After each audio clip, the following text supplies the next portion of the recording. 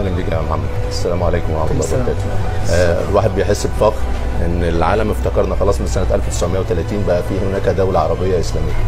عشان كده انا حابب ابدا الاستوديو بتاعنا بايه قرانيه.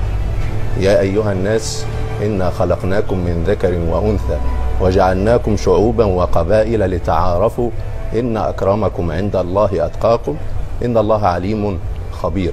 اعرفونا واحكموا علينا كويس. بلد عربي اسلامي بينظم حدث كبير عالمي. اللي هيعرف قطر ويزور قطر هيقع في حب قطر. كاكا بقى له 3-4 ايام لابس عنابي. فشكرا لقطر، والعالم مدين باعتذار لقطر، وقطر ان شاء الله سوف تبهر العالم وسوف نفتخر بها كعرب وكمسلمين ان دولة عربية اسلامية تعتز بالهوية بتاعتها وبتقاليدها وبقوانينها. وامتى تقول امنع وامتى تقول خلاص اوكي عفى الله عما سلف. فنتمنى لها التوفيق.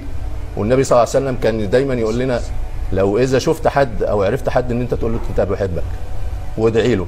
انا بحب قطر وبدعي لقطر ربنا سبحانه وتعالى يديم عليها الامن والامان، يديم عليها الرخاء، يحفظها من كل سوء. اللهم من اراد بقطر سوء فاجعل كيده في نحره. اللهم من اراد بقطر خير فوفقه الى كل خير. امين ان شاء الله.